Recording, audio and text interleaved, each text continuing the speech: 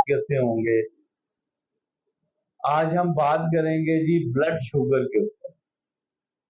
Blood sugar एक बहुत आम सी बीमारी है और इस वक्त तकरीबन 90% लोग ब्लड शुगर के अंदर मुब्तला हैं। और ये बीमारी किन वजूहात से होती है, आज हम बड़ा तफसील से इसके ऊपर बात करेंगे। इसको कंट्रोल कैसे किया जा सकता है और क्या ब्लड शुगर को खत्म किया जा सकता है।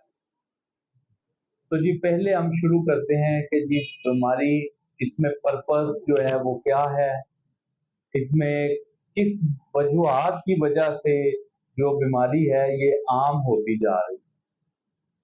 इसमें बहुत सारी वजूहात हैं, जो सीधा सीधा इसमें वजूहात हैं मैं वो आपके साथ डिस्कस करता हूँ।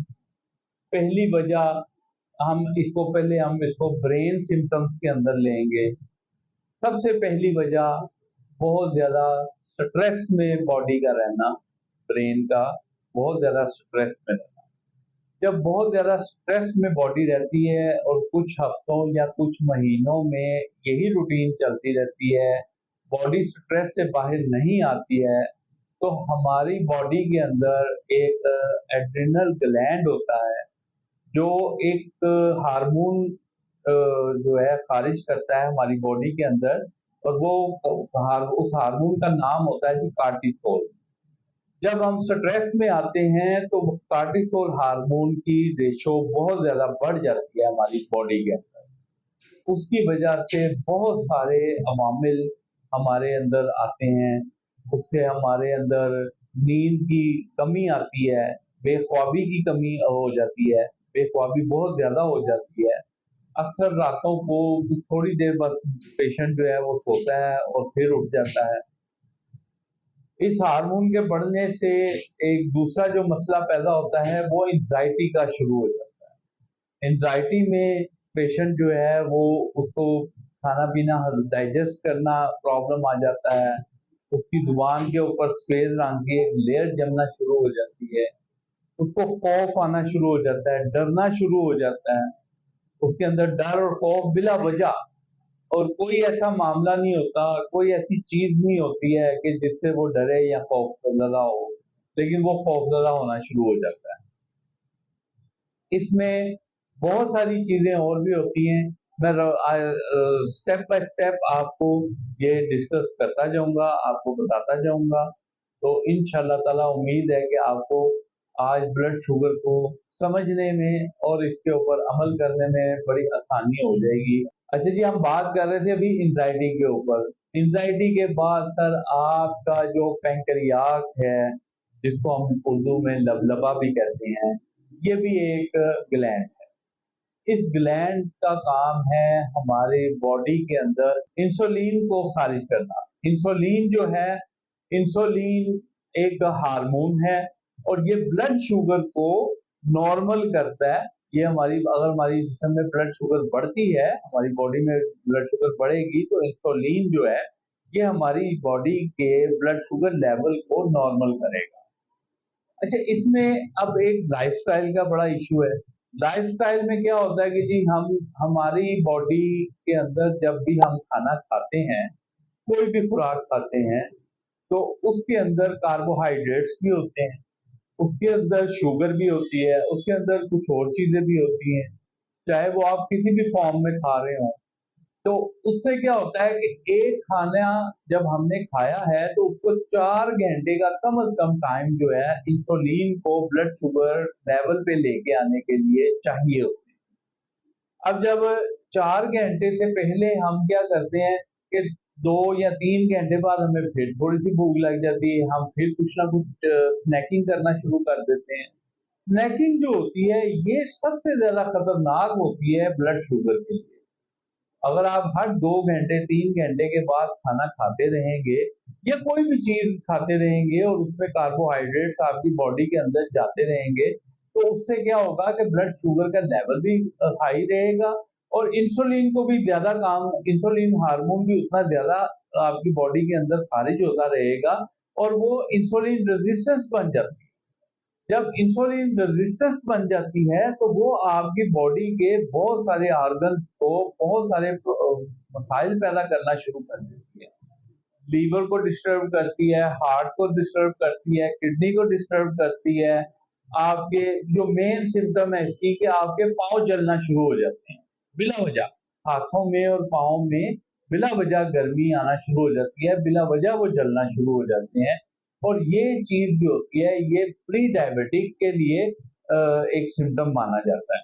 ठीक है, प्री डायबिटिक क्या होता है कि अभी आपका शुगर लेवल जो है वो आपकी अपनी बॉडी की पैदा की हुई इंसुलिन से कंट्रोल तो हो जाती है, लेकिन आपको मसनूई तौर पे आपको इंजेक्ट नहीं करना पड़ता इंसुलिन का, या कोई ऐसी टेबलेट्स नहीं खानी पड़ती जिनके साथ आपको अपनी ब्लड शुगर लेवल को कंट्रोल करना पड़े।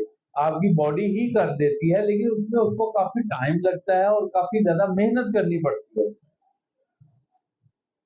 और इसमें एक दो और प्रॉब्लम भी आ जाती हैं।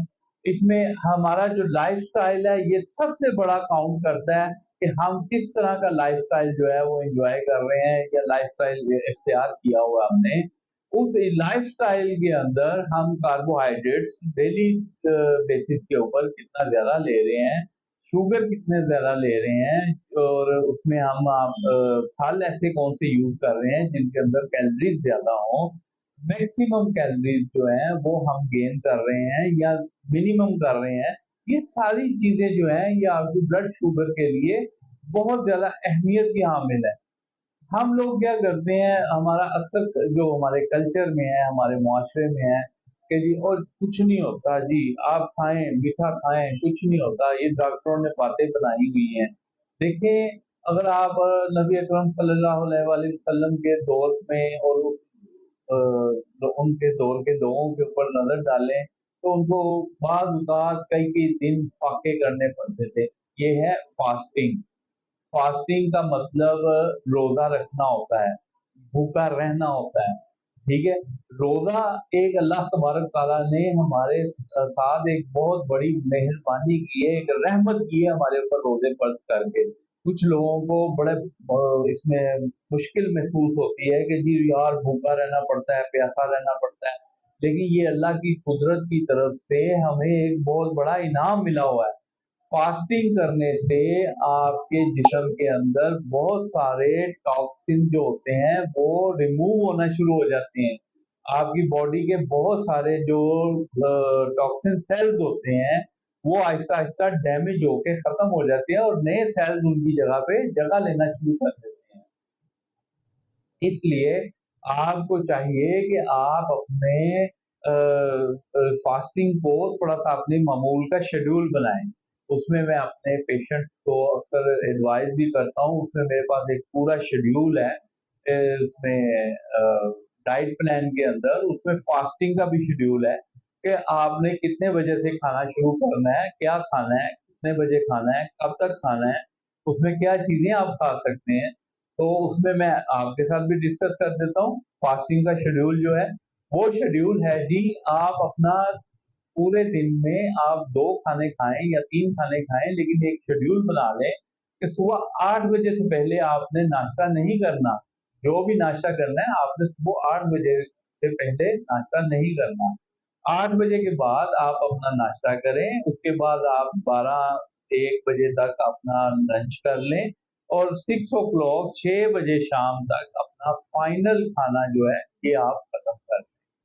इसके बाद आपको खाने की इजाजत नहीं है। हाँ, आप पानी पी सकते हैं, आप उसमें नींबू पानी पी सकते हैं, अगर आपका गला खराब नहीं होता।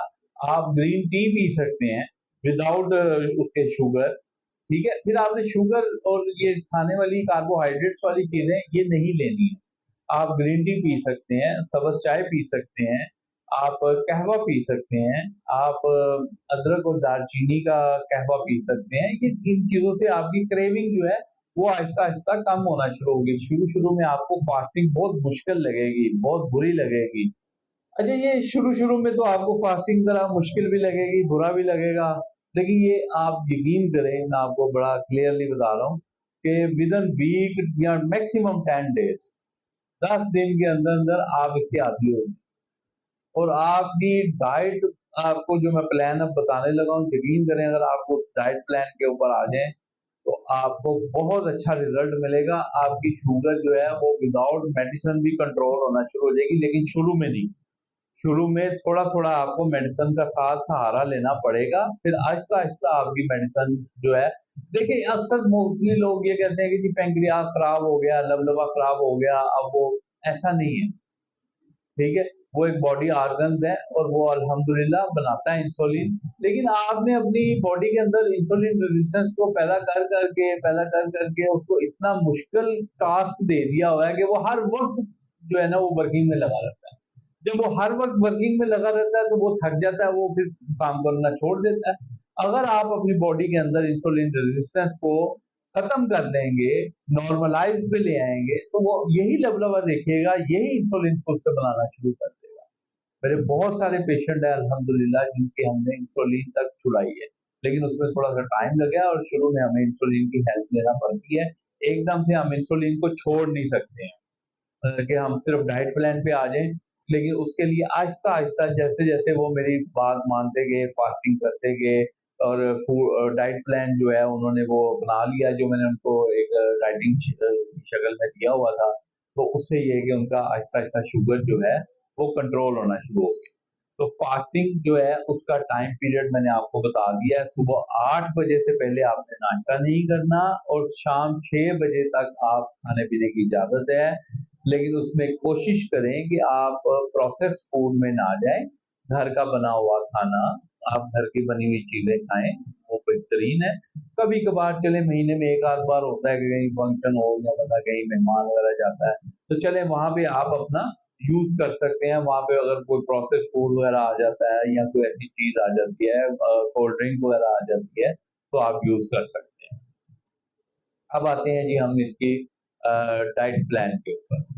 सुबह कोशिश करें आप सबसे पहले सुबह जब खाली पेट उठें खाली सुबह उठें, आप खाली पेट हल्का-सा नीम गर्म पानी के अंदर हल्का-सा लीमू, आधा लीमू या 1 लीमू जितना आप आसानी से पी सकते हैं, हल्का-सा नमक, ये नीम गर्म पानी के अंदर सुबह आप खाली पेट पिया करें। अच्छा, अक्सर इससे आपका वेट कंट्रोल बहुत अच्छा होगा। ये जो मैं डाइट प्लान बताने लगा हूँ, लोग मुझे समझ नहीं आती है कि इतनी महँगे-महँगे सप्लीमेंट्स लेके, इतने महँगे-महँगे कोर्स लेते हैं कि हमने अपना वज़न कम करना है। अगर आप ये मेरा डाइट प्लान अपना लें, तो यकीन करें आपको वेट कम करने के लिए आपको कोई मसला नहीं होगा, कोई इश्यू नहीं होगा। आप सबसे पहले उठें 6 बजे उठें, 5 बजे उठें, जब भी आप उठते हैं उस वक़्त आप नीम गर्म पानी के अंदर 1 लीमू और हल्का-सा नमक हल्के जायका आप इस्तेमाल करें, वो 1 गिलास पानी के अंदर, वो पी लें। आपकी उसके साथ ही जो आपको भूख लगना होती है, जो क्रेविंग होती है, वो नहीं होगी, ठीक है? आपका टाइम पीरियड 8 बजे तक बड़े आसानी से गुज़र जाएगा।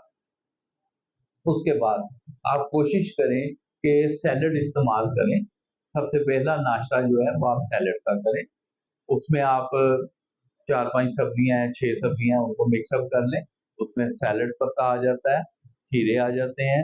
आज बल्कि अब मौसम शुरू हो रहा है, मूली और गाजर का भी आप ये सितंबर का महीना शुरू हो गया अक्टूबर का महीना शुरू हो गया हुआ है। तो आपको मूली और गाजर भी अवेलेबल है। तो आप मार्केट में से गो मूली और गाजर जो है वो लें और इनका सैलेड एक बारीक-बारीक सा काट के इसको हल्का-सा नमक डालें, हल्की-सी काली मिर्च डालें, ये खा लें। उसके बाद आप अपना नाश्ता जो बाकायदा नाश्ता है, ये 8 बजे आप नाश्ता कर लें, उसके बाद जो बाकायदा नाश्ता है आपका, वो है आप उसमें एग्स ले सकते हैं, आप बॉयल एग भी ले सकते हैं, हाफ बॉयल एग लें, वो ज़्यादा अच्छा है। उससे प्रोटीन मिलेगी आपको, कैल्शियम मिलेगी। आप या डेली घर में जो भी नाश्ता बना है, रोटी सालन है या आप डबल रोटी एग के साथ खाना चाहते हैं, आप वो भी खा सकते हैं। तो आप अपना नाश्ता कर लें।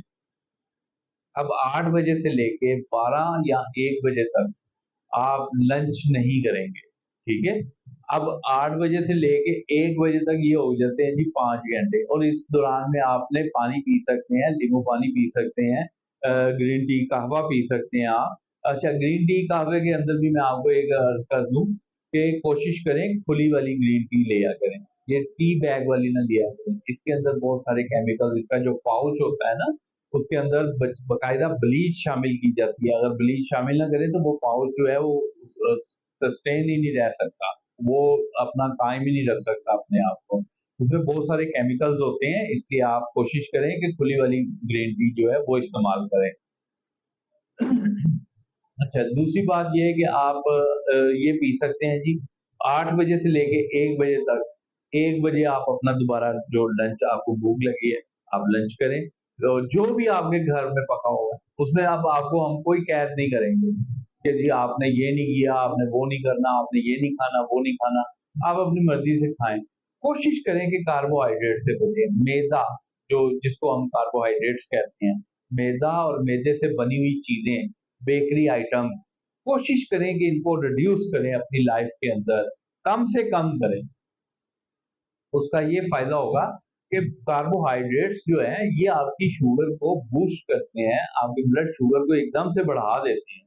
इनसे बचें। आप नेचुरल जो है सोर्स वो लें, नेचुरल फूड लें, ठीक है? उसमें आपका फ़ायदा है। आपके उतना ही पैंक्रियाज़ को, लबलबे को काम करना कम पड़ेगा। जब वो काम करना कम पड़ेगा, तो आपको सारी ज़िंदगी इंशाअल्लाह ताला शुगर की कभी भी परेशानी नहीं होगी, शुगर जैसा मूली मर्ज़ आपको अटैच नहीं होगा आपके साथ। अच्छा जी, उसके बाद आप लंच करें, लंच करने के बाद आप बेशक अच्छा इसमें कोशिश किया करें कि अक्सर लोगों की आदत होती है कि जी हम खाने के ना फ़ौरन बाद जो है वो चाय पीना पसंद करते हैं। देखें, उस वक़्त जैसे ही आप खाना खाते हैं, आपके स्टमक के अंदर एक केमिकल प्रोसेस शुरू हो चुका होता है। आपका जो पित्ता होता है, उसमें से एक केमिकल जो पानी है, जो सब्ज़ रंग का पानी है जिसको हम बाइल कहते हैं, वो बाइल जो है वो अंदर आपके जाके आपके खाई हुई फूड को गलाना, उसको हज़म करना, ये शुरू करवा देता है, इस प्रोसेस को वो शुरू करवा देता है। तो इसलिए आप फ़ौरी तौर पे ऊपर से जब चाय पी लेते हैं, तो वो आपका सारा वो केमिकल का जो अंदर वर्किंग थी, जो एक मोड चल रहा था, वो सारे का सारा खत्म हो जाता है। और आपने अच्छी से अच्छी ग़िज़ा भी खाई होती है, तो वो आपके बॉडी का हिस्सा नहीं बनती है। इसीलिए लोग कहते हैं ना कि हम अच्छी ग़िज़ा भी खाते हैं डॉक्टर साहब, फिर भी हमारे जिस्म में ताकत नहीं है, क़ुव्वत नहीं है, हम बेजान सा जिस्म रहता है। वो यही वजह होती है। उसका नुकसान ये होता है कि आपके बार-बार ये चाय पीने से, खाने के फ़ौरन बाद चाय पीने से आपके अंदर एसिडिटी बढ़ जाती है। आपका डाइजेस्ट सिस्टम डिस्टर्ब हो जाता है। तो इसलिए कोशिश करें कि अगर चाय पीनी भी है तो कम से कम 1 घंटे का वक़्फ़ा होना चाहिए। आपको मैं चाय पीने से मना नहीं कर रहा। कोशिश करें कि उसमें ब्लड शुगर इस्तेमाल ना करें, उसमें सॉरी उसमें शुगर इस्तेमाल ना करें, उसमें आप गुड़ या शक्कर इस्तेमाल किया करें, ठीक है? नेचुरल फूड्स की तरफ आएँ, नेचुरल होम्योपैथिक की तरफ जो है, वो आपको ज़्यादा फ़ायदा देगी। इसलिए कोशिश करें कि नेचुरल फूड्स में रहें, नेचुरल चीज़ों में रहें, उसका आपको नुकसान नहीं होगा। तो अब मैं आपको अर्ज़ कर रहा था कि आप चाय पीनी है तो 1 घंटा कम से कम आपका आपका वक़्फ़ा होना चाहिए, खाने और चाय के दौरान में। अगर आप खाने और चाय के दौरान में वक़्फ़ा नहीं रखेंगे तो फिर आपको डाइजेस्ट सिस्टम के डिस्टर्ब होने का मसला आ जाएगा। अब आपने जो 1 घंटे का वो जो खाने का वक़्त था उसके बाद चाय पी ली या हमने 1 बजे जो है हमने लंच किया। अब आपके पास फिर 4 से 5 घंटे हैं। आप अपना लास्ट मील जो है रात तक का वो आप अपना 6 बजे फाइनलाइज़ कर लें। अच्छा, इसमें मैं तो जो अपने लिए यूज़ करता हूँ, मैं तो इसमें मल्टीग्रेन आटा, देखिए ये जो बाज़ार में मल्टीग्रेन आटा मिल रहा है ना पैकेटों में, ये नहीं, मैं खुद से बनवाता हूँ। उसमें 8 से 9 चीज़ें डलती हैं, बाजरे का आटा, कनक, तो उसमें जो गंदुम है, एक हिस्सा वो, सबका एक-एक हिस्सा कर लीजिएगा। चिया सीड है, मकई है और मकई के अलावा जौ का आटा, ठीक है? और उसमें और भी 3-4 चीज़ें मैं शामिल कर लेता हूँ। और आप भी करना चाहें तो नहीं तो ये 5 चीज़ें भी काफ़ी हैं। इनको आपने एक-एक हिस्सा सबका मतलब 1 पाव अगर बाजरे का आटा लिया है तो 1 पाव बाकी का भी आटे जो है वो खुद से लेके इनको मिक्स अप कर लें और इसकी मैं रोटी खाता हूँ। अगर आप नहीं चलें ये बनवा सकते, ये मुश्किल होता है ज़रा काम, इसकी रोटी पकाना भी ज़रा मुश्किल होती है ख़वातीन के लिए। तो आप इसका बेहतर हल ये है कि आप बाजार वाली रोटी या आम जो घर में रोटी है वो भी आप इस्तेमाल कर सकते हैं, कोई इशू नहीं है। ठीक है, आप 6 बजे जनाब अपना खाना वगैरह खा लें। अगर कोई फ्रूट वगैरह दिन में खाना है तो वो भी आप खा सकते हैं। ठीक है, कोई ऐसा मसला नहीं है, कोई उसमें ब्रेक नहीं है कि जी आपने ये वाला फ्रूट नहीं खाना, ये वाला नहीं खाना। बस उसकी लिमिटेशन को जरा कंट्रोल कर लिया करें।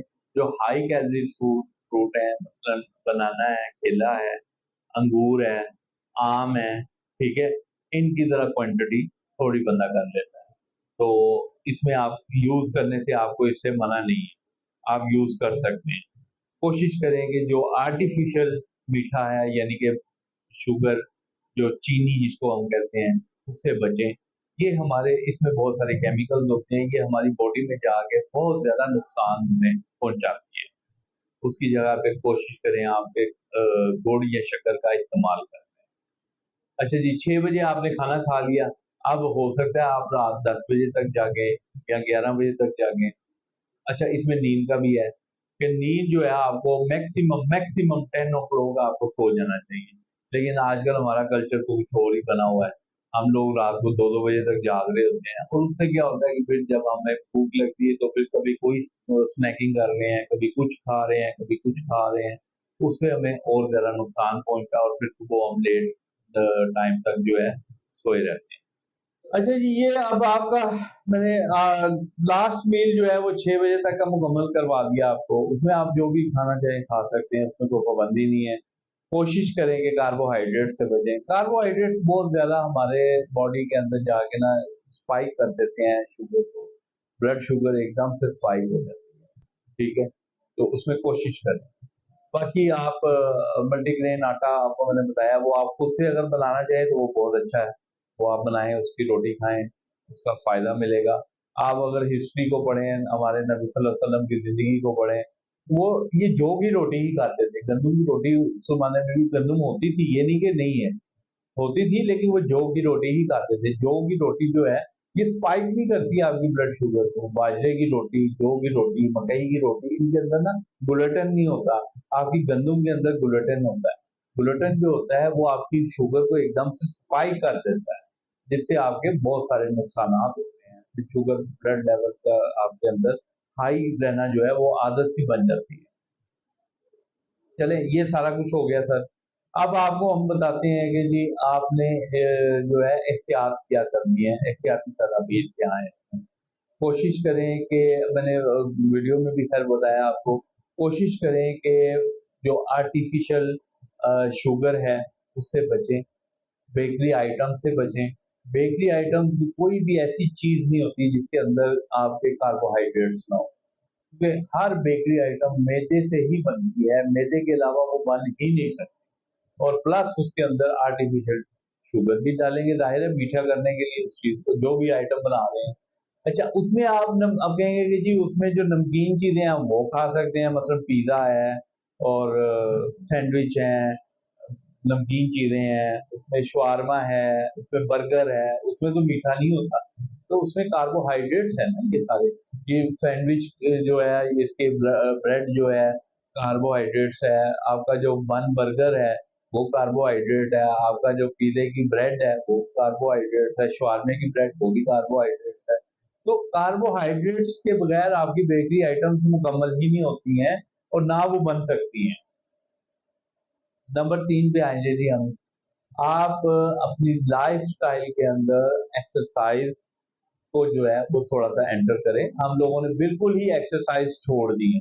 अच्छा, इसमें भी एक दो प्रॉब्लम है कि हम यहाँ तो फिर एक्सरसाइज करना शुरू होते हैं तो बहुत हार्ड किस्म की एक्सरसाइज शुरू कर देते हैं, या फिर हम बहुत ही उसको एक्सरसाइज को इग्नोर कर देते हैं और उसको छोड़ देते हैं। ये सबसे बड़ा नुकसान होता है। एक्सरसाइज आप करना शुरू करें। एक्सरसाइज में मैं आपको जो बेली फैट है उसको आज कम करने का मैं तरीका बताने लगा हूँ। आप यकीन करें कि 1 महीने के अंदर जो लोग कहते हैं ना कि हमारा वजन तो 15-15 किलो तक कम हो जाता है, 20 किलो तक कम हो जाता है, लेकिन बेली फैट जो है वो खत्म नहीं होती। हमारा जो बेली का फैट है ना वो वैसे की वैसी हमारी तोन जो है वो बाहर निकली जाती है। तो उसमें मैं अब आपको बताने लगा हूँ कि बेली फैट को हम कम कैसे कर सकते हैं। नंबर 1, आपने वॉक करनी है आधा घंटा। वॉक का कोई टाइम नहीं है, आप सुबह कर ले, दोपहर कर ले, शाम को कर ले, रात को कर ले, जब आपको टाइम मिले। वॉक आपने किस स्टाइल में करनी है, बहुत ज्यादा तेज नहीं चलना, आपने इतने अ, आसानी से वॉक करनी है कि आपका सांस ना फूले।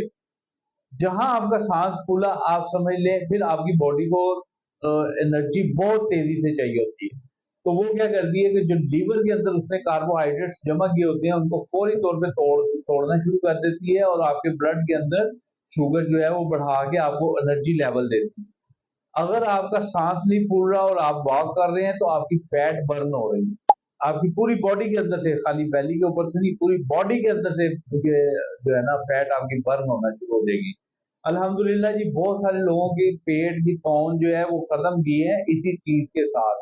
और यकीन करें, ये आपको फ्री ऑफ कॉस्ट हम ये सारी चीजें बता रहे हैं, हमें कोई लालच नहीं है, हम ये चाहते हैं कि हमारे व्यूवर्स जो हैं उनका फायदा हो, उनका भला हो। उनको गलत ट्रैप जो किया हुआ है, मार्केट में बहुत मुख्तलिफ किस्म के सप्लीमेंट बिक रहे हैं, मुख्तलिफ किस्म के डाइट प्लान बिक रहे हैं। ये आपको मैंने सारी चीजें नेचुरल बताई हैं, मैंने कोई ऐसा डाइट में सप्लीमेंट नहीं बताया कि जी हम हमारे क्लिनिक से खरीदें या हमसे खरीदें। नेचुरल चीजें हैं। नेचुरल वॉक जो है वो बहुत स्लो स्लो है, जिसमें आपका सांस ना फूले। आप यकीन करें, आप सिर्फ 10 से 15 दिन रेगुलर कर लें, आप आधा घंटा, आपको अपनी बॉडी के अंदर जो है वो चेंजेस नजर आ जाएंगी। प्लस सार आपने फास्टिंग और डाइट प्लान को भी ऐड करना है, फिर आपको ये चेंजेस नजर आएंगे। अच्छा जी, वॉक का मैंने आपको बता दिया। उसके बाद अगर आप जिम जाने का शौक है तो आप जा सकते हैं, उसमें आप जितनी एक्सरसाइज करना चाहते हैं करें, कोई ऐसा इशू नहीं है। पानी का इस्तेमाल ज्यादा करें, पानी के अंदर इलेक्ट्रोलाइट्स होते हैं जो हमारे डिहाइड्रेशन से हमें बचाते हैं। अगर डिहाइड्रेशन होगी हमारे अंदर कमजोरी आएगी, वीकनेस आएगी। उस डिहाइड्रेशन से बचने के लिए आप कोशिश करें नींबू पानी इस्तेमाल करें। नींबू पानी जो है वो आपको बहुत ज्यादा अच्छे अल्कलाइन जो है प्रोवाइड कर देता है। उसमें आप एक अल्कलाइन वाटर खुद से भी बना सकते हैं। उसमें आप 4-5 सब्जियां उनको जरा छोटे साइज में काट के रात को एक शीशे के जार में पानी में भिगो के सुबह उसका पानी पी ले, वो अल्कलाइन वाटर है और बेस्ट अल्कलाइन वाटर है। नेचुरल अल्कलाइन वाटर है। लोग सप्लीमेंट लेके आते हैं कि अल्कलाइन वाटर को पानी में मिक्स करके पीते हैं। आपको इससे बेहतरीन चीज कोई नहीं मिलेगी, ये नेचुरल अल्कलाइन वाटर आपको मिलेगा इसमें। ठीक है।